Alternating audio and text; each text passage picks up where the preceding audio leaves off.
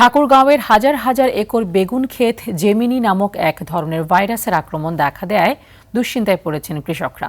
পরিপক্ক হওয়ার আগেই ঝরে পড়ছে বেগুন, আশানুরূপ ফলন নিয়েও দেখা দিয়েছে শঙ্কা। তবে কৃষি অফিস থেকে রোগ প্রতিরোধে দেয়া হচ্ছে নানা ধরনের পরামর্শ ও সহযোগিতা। ঠাকুরগাঁও থেকে জয়নাল আবেদিন বাবুলের পাঠানো তথ্য ও চিত্রে আরও জানাচ্ছেন লিওন আজাদ।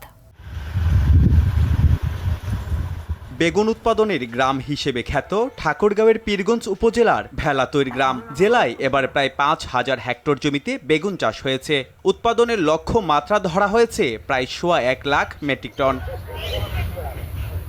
বেগুন গাছে ব্যাপক হারে জেমিনি ভাইরাস আক্রান্ত হওয়ায় হতাশ বেগুন চাষিরা। কীটনাশক ব্যবহার করেও পাচ্ছেন না প্রতিকার। কৃষকরা বলছেন এবারে প্রায় সমস্ত গাছে ভাইরাস আক্রান্ত হওয়ায় বেগুনের লাভের সম্ভাবনা কমে গেছে। গাছ হলুদ হয়ে যাচ্ছে, গাছে কোনো ফল নাই, আর যে দুই একটা আসতেছে সব কিছু পোকা এবং পাখি খাই ফেলতে। এখন বেগুনের ফল নাই, তারপরে গাছ কোকড়া হয়ে আসতেছে শীতের জন্য, আর তারপরে যে দুই একটা আছে পাখি খাই ফেলতেছে, এই জন্য ক্ষেত কাটে ফেলতেছে। লাভ তো দূরের থাক, খালি লস হয়ে যাচ্ছে, লস। সকাল সন্ধ্যায় বীজ দিয়েছি, কোনো কাজও করেনি, পাতা কোকড়া হয়ে যাচ্ছে, কোনো কাজও করেনি। বেগুন ধরে নাই, বেগুন ধরছে, পড়ে আছে। ক্ষতিগ্রস্ত বেগুন চাষিদের প্রণোদনার আওতায় আনার আশ্বাস স্থানীয় কৃষি কর্মকর্তার।